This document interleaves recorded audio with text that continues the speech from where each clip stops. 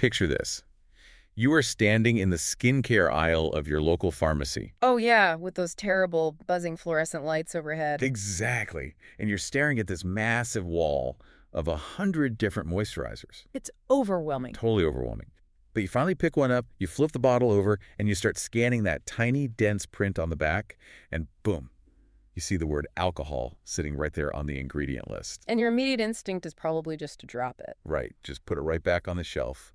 Because, we've all been trained to think that alcohol in skincare just equals drying, stripping, and irritation. It's like the ultimate skincare red flag for so many people. It really is. But wait, before you put that bottle down, we need to completely reframe how you look at ingredient labels. Today on The Deep Dive, we are pulling from this incredibly detailed article from Era Organics by Nikki Chase. Yeah, she really breaks this down beautifully. She does.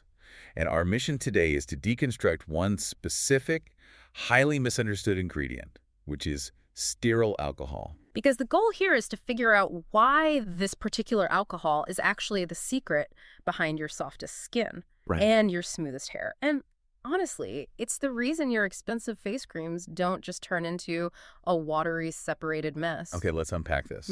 Because my immediate visceral reaction to the word alcohol is like a bottle of harsh rubbing alcohol that stings your nose. Right. So how can an alcohol possibly be hydrating? Well, to make sense of that, we have to kind of divorce the chemical term alcohol from the hand sanitizer sitting in your bag. Okay. Because in chemistry, an alcohol is just a structural category. It simply means you have a molecule with an oxygen atom bound to a hydrogen atom. A hydroxyl group. Exactly, a hydroxyl group attached to a carbon atom. That specific structural signature makes it an alcohol, but, and this is the key, it tells you almost nothing about how the substance actually behaves in the real world. You know, it really reminds me of the whole dietary fat craze back in the 90s. Oh, totally. The fat-free era. Yes. For a whole decade, the word fat was universally demonized. Everything you bought had to be fat-free. Which usually meant it was pumped full of sugar instead. Exactly. But then the consensus shifted. Right. We realized there's a massive mechanical difference between artificial trans fats that just stiffen your arteries and the omega-3 fatty acids in salmon that actually build your brain cells. That's a perfect analogy. Cosmetic alcohols seem to operate on that exact same principle. It's like we have our harsh trans fats and our nourishing omega-3s of the skincare world. That maps perfectly onto the chemistry. So the short-chain volatile alcohols, things like ethanol or isopropyl, those are the ones you naturally associate with drying. Right, the trans fats of this analogy. Right. They have these tiny molecular structures, so they evaporate rapidly. When you rub hand sanitizer on your skin, the ethanol flashes off into the air in seconds. And it takes your moisture with it. What's fascinating here is that as it evaporates, it acts like a microscopic vacuum. It pulls your skin's natural water content up and out with it while simultaneously dissolving the protective lipid barrier right on the surface. Wow. So that rapid evaporation is literally why your hands feel tight and dry right after you use it. Exactly. But stearyl alcohol is completely different. It's categorized as a long-chain fatty alcohol. A fatty alcohol? Yeah. Its technical name is octadecan 1-ol, and it actually starts its life in a totally different environment. The Era Organics text notes it's derived from stearic acid, which is extracted directly from plant-based sources. Like coconut oil or palm oil, right? Exactly, natural tropical oils. But to get from a liquid coconut oil to the ingredient inside your moisturizer, it undergoes a process called catalytic hydrogenation. Okay, hold on. Catalytic hydrogenation sounds like something happening inside a jet engine. It does sound a bit industrial. Let's ground this a bit. How does treating coconut oil with hydrogen turn it into a hydrating skincare ingredient? Well, think about the natural state of plant oils. At a molecular level, the carbon chains in those liquid oils are kinked. Kinked? Like a bent hose? Yeah, they have double bonds that create actual physical bends in the chain. And those bends prevent the molecules from packing tightly together. Oh, I see. That loose, disorganized packing is exactly why oil is a liquid at room temperature. So in catalytic hydrogenation, chemists expose the stearic acid to hydrogen gas in the presence of a metal catalyst. And the catalyst does what exactly? It breaks those double bonds and basically snaps hydrogen atoms into their place. So when you break the bonds and add the hydrogen, those naturally kinked chains just suddenly straighten out. They do. And when the chains are totally straight, they can stack together incredibly densely, like a perfectly organized brick wall. Oh, wow. And because they're packed so tightly, the substance is no longer a liquid, it literally transforms into a white, waxy solid. That's wild. So if you order pure Stearyl alcohol from a supplier, you aren't getting a jug of harsh liquid. Not at all. You are getting a bag of white, odorless wax flakes. Which fundamentally changes how it interacts with the human body. Mm-hmm. Because it's this heavy, densely packed, waxy substance, it has a very high molecular weight. Exactly. It cannot evaporate. Right. If you rub Stearyl alcohol on your skin, it just stays exactly where you put it. Yep. Instead of flashing off and stealing your moisture like the ethanol does, it forms a physical, occlusive layer right over the epidermis.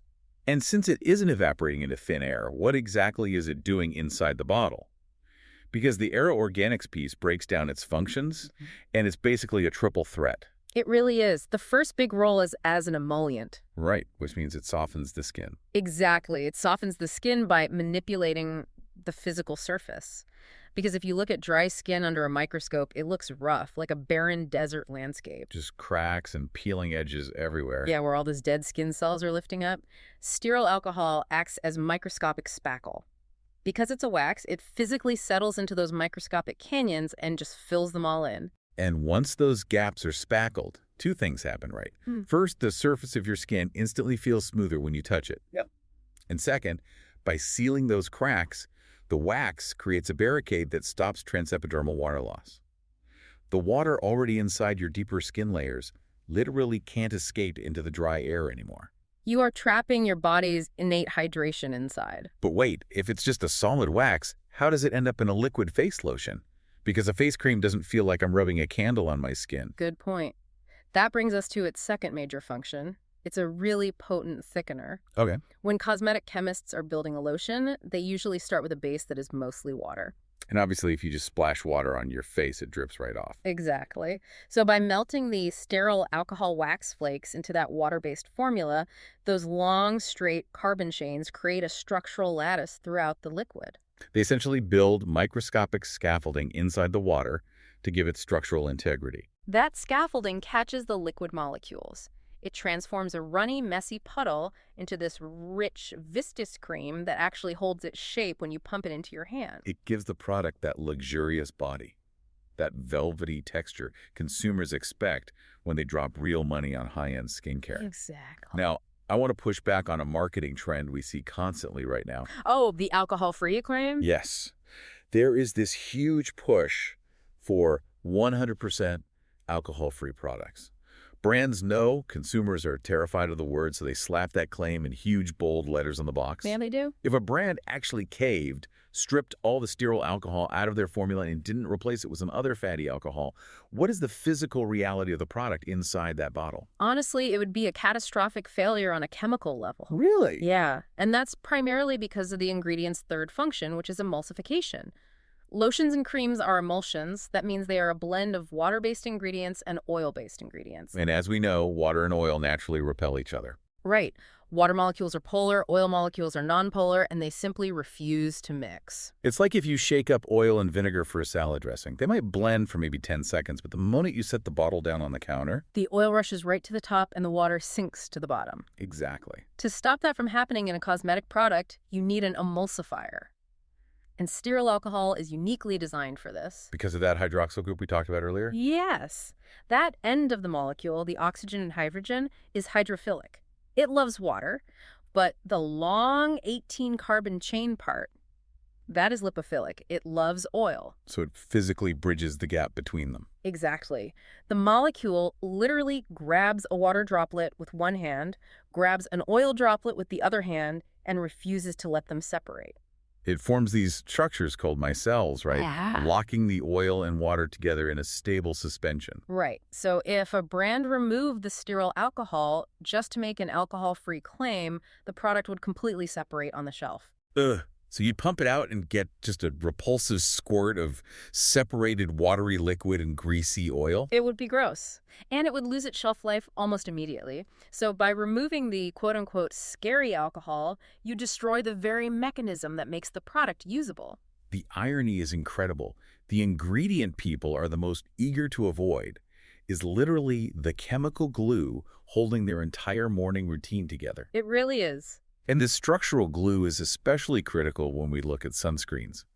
According to the Era Organics article, sunscreens are notoriously difficult to formulate. Oh, they're a nightmare to formulate. Because the active UV filters are heavy, chalky, and incredibly prone to clumping, right? Yes. And if UV filters clump together in the bottle, they're going to clump on your skin. Which means you're getting microscopic patches of skin with massive sun protection, and right next to them, patches with zero protection at all. Exactly. You'd burn unevenly.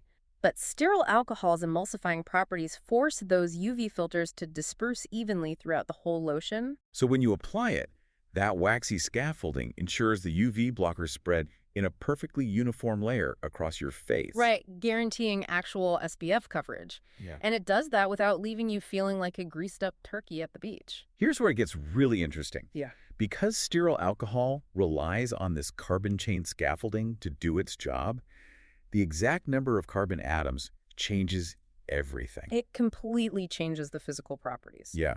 If you're an avid label reader, you've probably seen another ingredient right next to Stearyl Alcohol called cetyl alcohol, C-E-T-Y-L. Yeah, they sound like twins.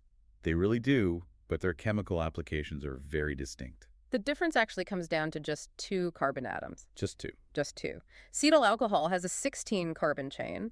Stearyl alcohol has an 18 carbon chain. That sounds like a completely insignificant variation. I know, but in chemistry, molecular structure totally dictates physical function.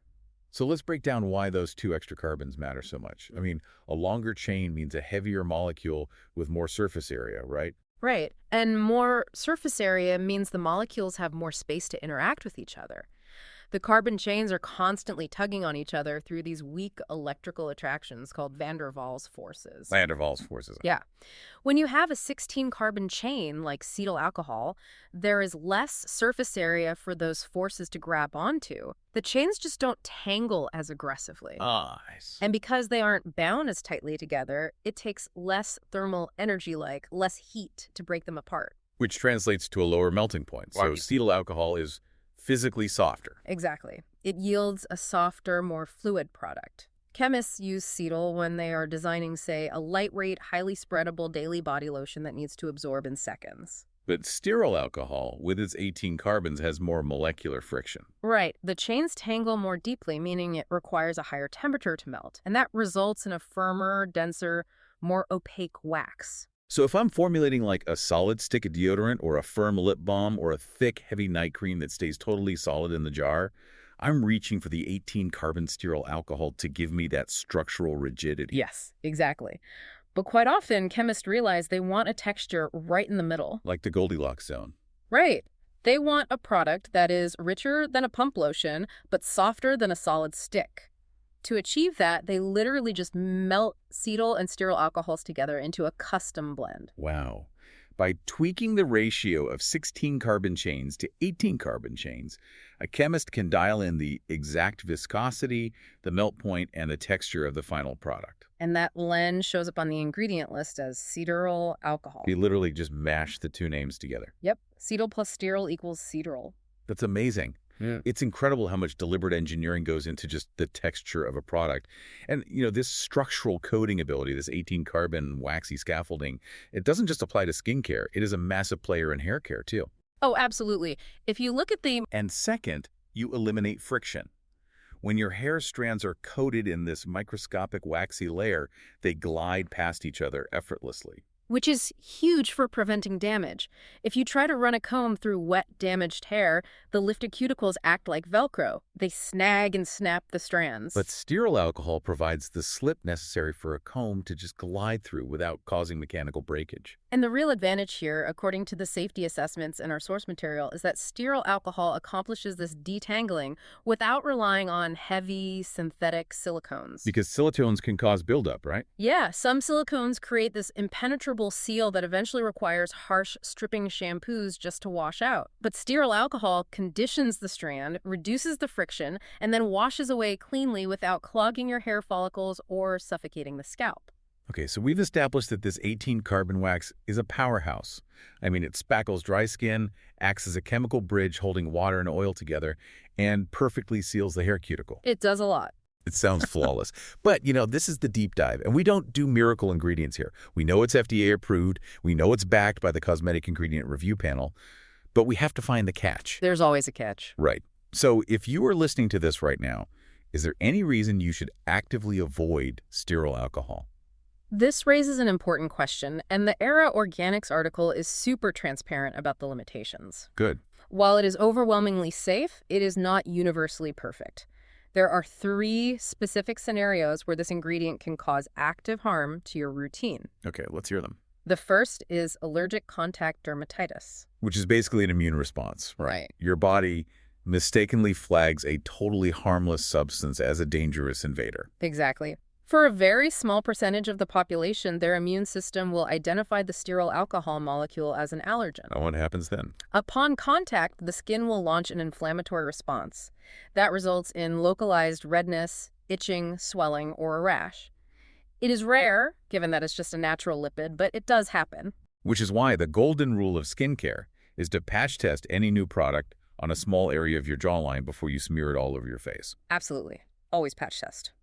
The second catch, though, seems intrinsically tied to the mechanics we just discussed. How so? Well, if stearyl alcohol is a heavy, occlusive wax that fills in gaps and locks things down... That sounds like a potential nightmare for someone whose skin is already overproducing oil. You've hit the nail on the head. For individuals with highly acne-prone or oily skin, the occlusive nature of stearyl alcohol can definitely become a liability. It's considered mildly comedogenic. Meaning it has the potential to clog pores. Right. And this has to be massively compounded by the way people consume skincare today. I mean, if you're someone who uses a 5-step nighttime routine, you aren't just applying stearyl alcohol once. Oh, you're layering it. You might be applying a hydrating toner, a thick serum, a heavy night cream, and then a sleeping mask on top, all of which could contain fatty alcohols. And that layering effect creates a very thick, waxy barricade on the skin. Underneath that barricade, your sebaceous glands are still pumping out natural sebum, and your skin is still shedding millions of dead cells. So if that waxy layer is too thick, the sebum and the dead cells just get trapped inside the pore. Exactly. Creating the perfect anaerobic environment for acne bacteria to just thrive. If you have oily skin, you generally want to look for lightweight, gel-based moisturizers that rely on completely different stabilizing polymers instead of heavy fatty alcohols. Makes total sense. And what's the third catch? The third catch is purely behavioral. It's the ironic consequence of making your skin lazy. Lazy skin. Yeah. Your skin actually has a highly sophisticated innate barrier function. It knows exactly how to produce its own lipids to maintain hydration. Okay. But if you chronically over-apply incredibly heavy moisturizers packed with stearyl alcohol when your skin doesn't actually need them, you artificially signal to your skin that it has plenty of oil. Oh, wow. So over time, your skin just responds by downregulating its own natural lipid production. Precisely. It stops making its own moisture. So you become chemically dependent on the moisturizer. The moment you wash your face, your skin feels painfully tight and flaky because it literally forgot how to moisturize itself. You disrupt the skin's innate equilibrium just by smothering it. That is fascinating. Now, I want to pivot here and completely dismantle the most pervasive myths surrounding this topic. Because the second people see the word alcohol, they instantly picture their skin shriveling up and rapidly aging. They think alcohol equals wrinkles. Right, the aging myth. How do we definitively separate the mechanics of aging from the mechanics of this specific ingredient? We do it by looking at cellular penetration. Let's look back at those volatile alcohols like ethanol. Okay. Ethanol molecules are tiny. They easily penetrate the stratum corneum, stripping away the lipid barrier and deeply dehydrating the living tissue beneath. And that dehydration triggers an inflammatory cascade, right? Yes. And when the skin is chronically inflamed, it diverts its energy away from producing collagen and elastin and instead focuses entirely on triage and repair. Which means over years, that chronic low-level inflammation absolutely accelerates the visible signs of aging. Exactly. But stearyl alcohol cannot trigger that cascade. Really? It is physically impossible. The octadecan 1-ol molecule, with its long 18-carbon chain, is simply too large and bulky to penetrate deeply into the epidermis. So it literally can't get in. Right. It does not interact with the living cells that regulate collagen production or the aging process.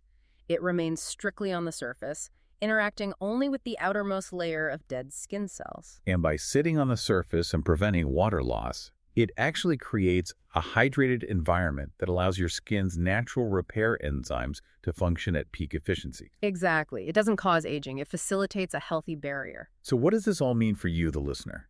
because you are constantly bombarded with marketing campaigns designed to make you fear certain chemicals while blindly trusting others based solely on how the words sound. Yeah, greenwashing is everywhere. It is. The reality is that a label is just a legally mandated list of scientific nomenclature. It tells you nothing about the structural mechanics, the molecular weight, or the physical function of the ingredient. Context is the only thing that matters in cosmetic chemistry. Taking a single word like alcohol out of context can trick you into throwing away a highly effective, elegantly formulated product simply because you misidentified its structural category. We've charted an incredible mechanical journey today. We started with raw coconut and palm oils, extracting kinked molecular chains of stearic acid. Right. We explored the physics of catalytic hydrogenation, using a metal catalyst to break double bonds, attach hydrogen, and straighten those chains until they pack tightly into a dense 18-carbon wax. And we discovered how that wax operates as microscopic spackle to physically barricade water inside the skin. We saw how its hydrophilic heads and lipophilic tails act as a molecular mediator, permanently binding oil and water together so your sunscreens spread evenly and your lotions don't separate. And we explored the delicate balance of molecular weight, how adding just 2 extra carbon atoms transforms a soft, lightweight lotion into a rigid, structural balm that can smooth the cuticles of your hair without suffocating your scalp. Stearyl alcohol is not the villain. It is the heavy-lifting structural backbone of modern cosmetic formulation. It really is. It's an unsung hero. Which leaves us with a fascinating final thought for you to mull over. If an incredibly hydrating, naturally derived, completely safe lipid is forced to hide behind a harsh, panic-inducing scientific name like Stearyl alcohol, purely because of standard chemical naming conventions. It really begs a much bigger question about the beauty industry. It does. Why do cosmetic companies purposely rely on these obscure, intimidating chemical names on the front of their packaging, knowing full well it will alienate and terrify consumers? Right. Is the billion-dollar clean beauty movement actually solving a real chemical problem, or did the industry just invent an entire marketing category to sell you the cure to a fear they created with their own labels? The fear is often manufactured by the nomenclature itself, and the solution is sold right back to you at a massive premium. Challenge yourself tonight. When you're standing in your bathroom, pick up a bottle. Find the most terrifying, unpronounceable chemical name on the back and look up its actual mechanical function. You might just find the very ingredient you fear is the only thing holding your routine together. Keep questioning the labels and keep learning the science behind the everyday. Thank you for joining us on this deep dive. Picture yourself back in that skincare aisle, but this time you know exactly how the chemistry works.